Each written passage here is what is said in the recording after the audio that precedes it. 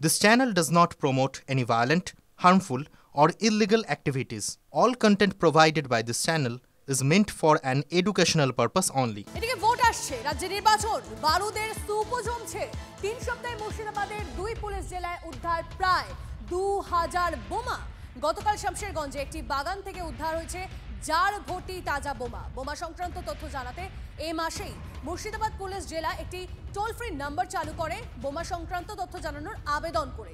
এরপরই খোঁজ মেলে পরপর বোমার স্তূপের। ভোটমুখী বাংলায় দিকে দিকে বোমা বারুদ। ফের একবার প্রশ্নে প্রশাসনের নজরদারি।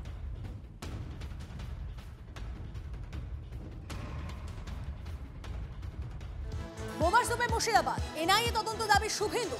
এনআইএ তদন্ত হলেই রাজনৈতিক চক্রান্ত প্রকাশ্যে এসে যাবে দাবি বিরোধী দলনেতার। বোমা তৈরি রাজ্যের শিল্প, কটাক্ষ অধীরের। প্রশাসন সক্রিয় বলেই উদ্ধার হয়েছে বোমা, পাল্টা তৃণমূল। এনআইএ হল এবং বীরভূমে যে নবগ্রামের একটা কেস এনআইএ হয়েছে, মুর্শিদাবাদের সবগুলো এক্সপ্লোসিভ অ্যাক্টে কেস হয়েছে। আমি অনুরোধ করছি এনআইএ এখানে কেসগুলো টেক আপ করতে।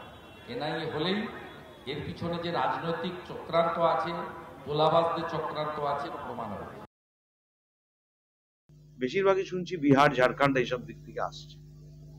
তা নিশ্চিত বিহার, ঝাড়খণ্ডে যারা যে সরকার দায়িত্বে আছে, সেখানে যে অস্ত্র কারখানা রমরমিয়ে চলছে, ভারতবর্ষে তার সাপ্লাই হচ্ছে, সেই সব রাজনৈতিক দল যারা এখানে বড় বড় কথা বলেন, নিশ্চিতভাবে ওইসব জায়গায় আগে এনআইএর তদন্ত হোক।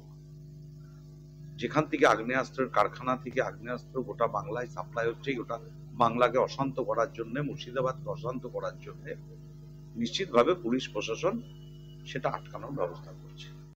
সারা রাজ্যেই আছে বোমা। বোমারই তো একটাই তো শিল্প হয়েছে বাংলায়, বোমা শিল্প। বোমাশ্রী দিদি জেলায় জেলায় তৈরি করেছে। এখানকার পুলিশের কাজ কম নয়, তাই বোমা পাচ্ছে তারা। তাতে বোমা আসছে করতে, বোমা আসার আগে তো ধরা উচিত। এখানে পুলিশ কি করছে? কেউ খবর দিলে পুলিশ গিয়ে বোমা উদ্ধার করে। এসব গল্প সব। এত যে বোমা উদ্ধার হচ্ছে, কটা লোকের সাজা হচ্ছে, কটা লোক গ্রেপ্তার হচ্ছে,